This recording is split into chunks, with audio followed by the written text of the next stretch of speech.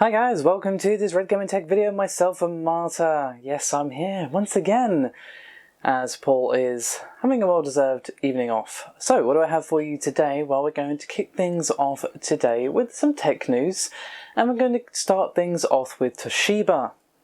And the announcement that they had for us today is that they have a prototype of a 96-layer BiCS Flash, which is their proprietary 3D flash memory. So, what do they have to tell us about this intriguing new technology? Now, the first thing we do know is it's 4-bit per cell, quad-level cell QLC technology, that boosts single-chip memory capacity to the highest that we have actually seen.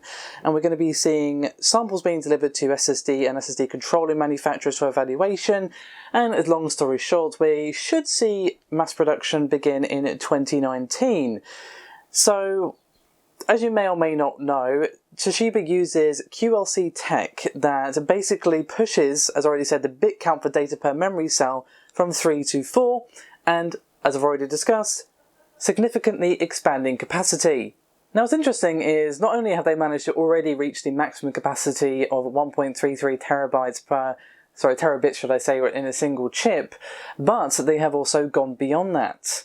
As I said, they have realised an unparalleled capacity of 2.66 with a 16-chip stacked architecture in a single package.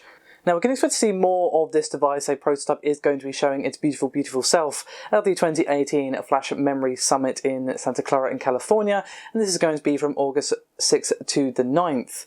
So obviously, Toshiba's not going to stop here. They're going to be looking to see where they can take this technology further to further improve upon what they have already brought to the table with 96-layer BiCS Flash, but this is very impressive indeed. Now, obviously, they definitely have their eyes set on the highly profitable data center market, but this is also going to be trickling down to people such as us as well, and definitely down to the hard drives and SSDs that you guys, of course, love to put in your game rig, myself included. Finally got myself a SSD for my new rig, which is going to be built soon, actually, which I'm really looking forward to. Anyway, so, speaking of NAND, we actually have something from Samsung on that very same topic. And this is basically them really ramping up production of NAND with a huge increase of their NAND budget. And this increase is going to be a rather staggering $2.6 billion increase over what they already put in, and you're not exactly going to find that down the back of the sofa. Now, this will bring the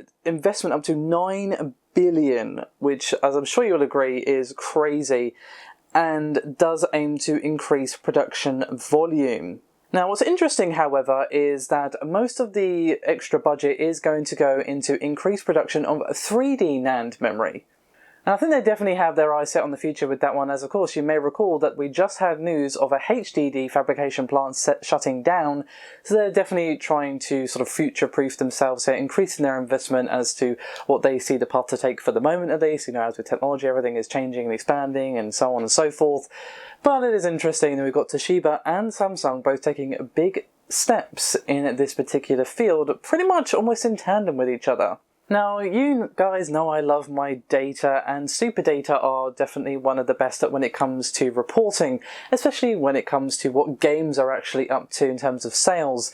Now, they have reported that according to their analysis, Fortnite has reached a staggering $1 billion made. And this is, may I remind you, I mean, I doubt you need me to remind you, but I just feel like this needs sort of highlighting several times with a pink pen. Perhaps it's on fire as well. Maybe. Might be a bit overkill. Anyway, is that it's a free-to-play game, so all of this is on, like, you know, skins and all that sort of stuff. I mean, I know Fortnite is popular, but still, this is a crazy amount of cash for one game to be making, especially when there's no upfront cost. Now, obviously, this is all without going to any pay-to-win sort of scummery that we have seen people try to do. EA. Sorry. Just a terrible cough at the moment. But in all seriousness, you know, this is all cosmetic stuff, and yet people have still been buying it in droves, enough to keep Epic filled with several Scrooge McDuck-sized swimming pools, I think. So, what do they predict for the future? Well, I do actually have some figures for you. Now, Superdata does estimate that games featuring a Battle Royale mode will earn 12% of all gaming revenue in 2018. Now, if you think about that, that doesn't sound very much, but they're not talking about 12% of PC, or 12% of console, or 12% of PS4, or whatever. 12% of all gaming. And gaming, as we know, is reaching crazy heights in terms of the money that it is making on a yearly basis. So to make 12% of that, that's no small feat. You know, 10% of 1 billion is still a lot, even though it's 10%, sorry, should I say.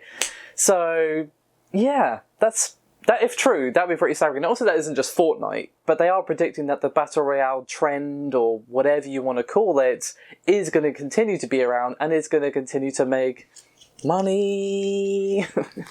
Now, I must admit, I haven't played Fortnite in quite some time, but that's not really anything against the game. I just haven't really had the time, in all honesty. I get very little time to actually game, and obviously what I do choose to play is either what I just feel like that day, or the newest game that I have got in my possession. I've been playing Dark Souls Remastered lately. I mean, I played that game before, but it feels good to play it with some players. I just got to the Demon Ruins, or I've just beat the totally unique, do not steal, copyrighted boss that's at the end of the Demon Fire Sage. So yeah, I've got some fun times ahead of me.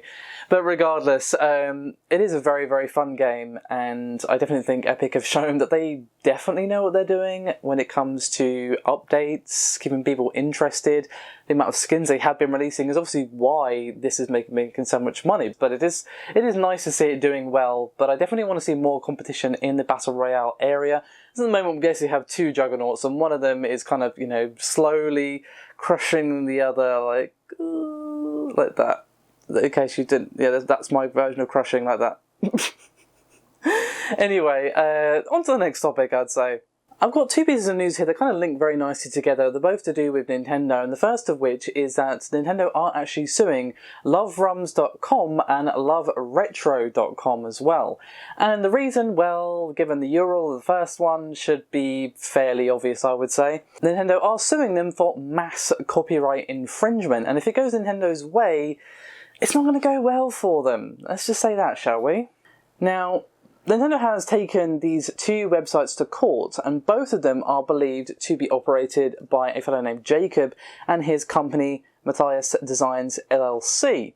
Now, I do have a statement here from the complaint from Nintendo, which reads, quote, "The Love ROMs and Love Retro websites are among the most open and notorious online hubs for pirated video games.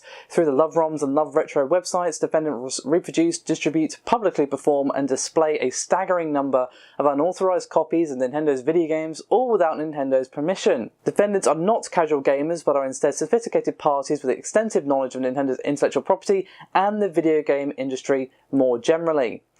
Now, where it definitely gets more nasty than it already is for the owner of these websites is that as well as the games, there's also proprietary BIOS as well, which does, and they also make use of the images of trademark characters and stuff like that as well. So Nintendo are obviously stacking that on top of the bill as well. Now, the lawsuit lists, interestingly enough, a count of unfair competition, and Nintendo is actually hoping to get both of these sites shut down.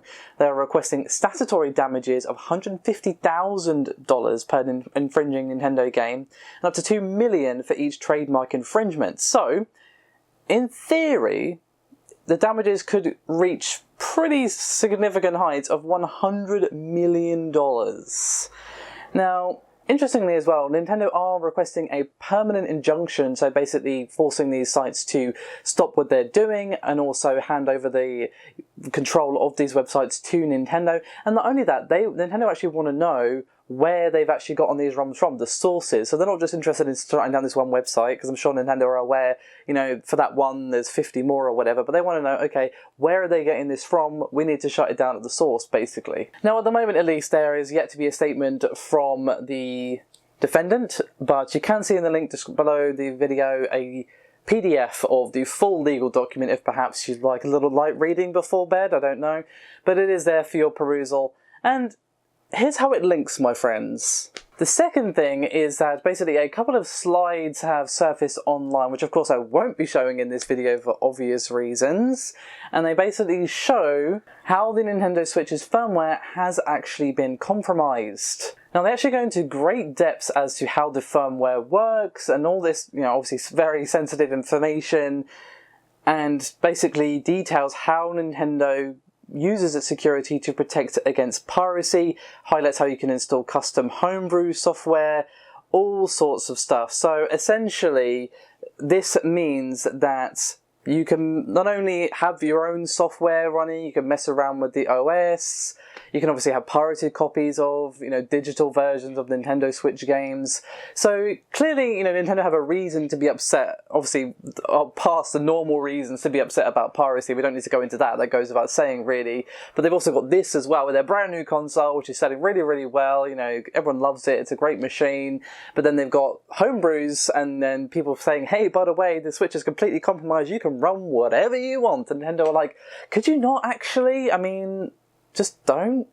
So again, I'm not putting these slides in this video, but basically, yeah, not a good situation for Nintendo, and I'll not be surprised to see them at least try to patch this. If it can, of course, be patched with software, it might entirely be a hardware issue, in which we might be seeing a Switch Plus come out at some point with these issues tackled, or maybe they just can't. I don't know. It depends on what the loopholes actually are, how they work. I'm not elite hacksaw myself, so I wouldn't know. But not exactly a brilliant situation for Nintendo, as I'm sure you will agree. Anyway, that is me done for this video. Thank you very much for watching. I will see you guys next time. Bye.